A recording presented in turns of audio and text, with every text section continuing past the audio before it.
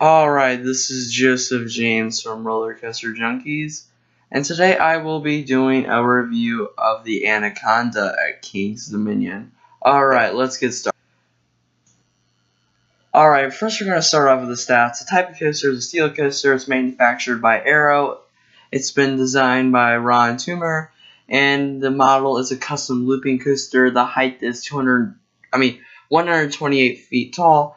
50 miles per hour with a 5.1 G-force, and it's been operating since 1991.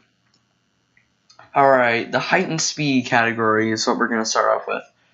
It's 128 feet tall, a drop of 144 feet, and has maximum speed of 50 miles per hour. This is pretty average for an aero looper. Not too bad, and so I'm going to be giving it a score of 5 out of 10. It's pretty average. Not too bad. Alright, the next category is intensity. The maximum G-force is 5.1, and let me tell you, that's pretty forceful. And that's mainly when you're going through the vertical loop and the sidewinder. So, for the intensity, I am going to be giving it a solid 8.5 out of 10. That's pretty forceful. And you feel it when you're in the back row too. Alright, next this is the smoothness category, and this is going to drop the score a little bit. There is head banging throughout the corkscrews, there's head banging into the brake run, and there's some head banging on the helix. Honestly, of course it is going to be smoother up front, but I still do prefer the back row. I just like it a little better because it's more forceful and it feels faster when you go down to the drop. But it's pretty rough at those parts. It's like aggressively rough, honestly. So I'm only going to be giving it a 3 out of 10. It's not really smooth at all.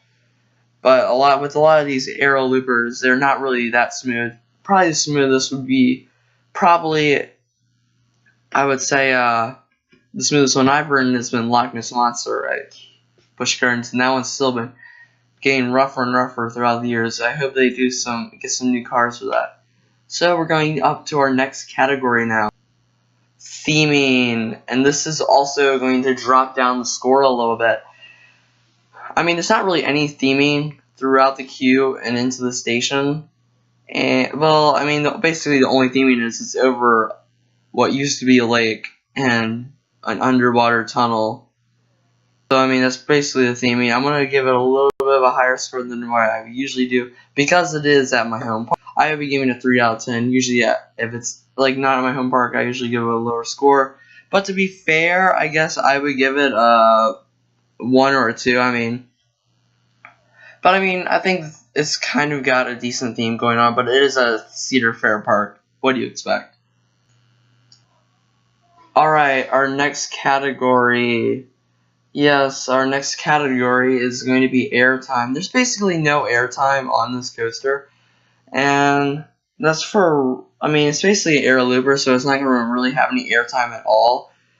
So it's not really designed to have airtime, so I'm just going to give it a 0 out of 10. I mean, basically this is not going to affect the score overall, really. It's going to affect it a little bit, but I mean, these coasters aren't really meant for airtime. They're meant for the inversions. Alright, our next category, which is the overall score, the moment you've all been waiting for, is a 4 out of 10. Honestly, this is one of my least favorite aero loopers. Honestly, not really my least favorite. I would just say my least favorite is Corkscrew at Cedar Point. And that thing is just a piece of crap. It's only good to look at. I mean, it's pretty because it just goes over the midway and all. But this coaster, the layout's kind of random, and it's not really like I don't know. I kind of enjoy it. I kind of don't. Probably the best ride I've ever gotten was pretty recent, so some of the categories will be kind of lifted up a little bit. And the repainting of this helps it a little bit, and the water splashdown kind of helps it. So yeah, that's basically my overall score. Now, here are my suggestions. Ride this in the back row. That's the way to go. If you ride this in the back row, you're going to feel those forces. And I would suggest to ride this in the middle of the day when what I was just to do at the beginning of the day when you go into the park, ride Volcano,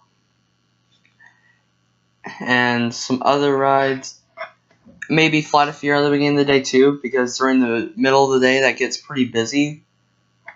I would suggest to ride the more popular rides at night and in the morning. Just ride this in the middle of the day, and you basically only need to ride it once in the day. You're not really going to want to marathon this coaster. So, thank you for watching. This has been Joseph James with Roller Coaster Junkies. I hope you hit that subscribe button or that like button. Either one would be great. And thank you for watching.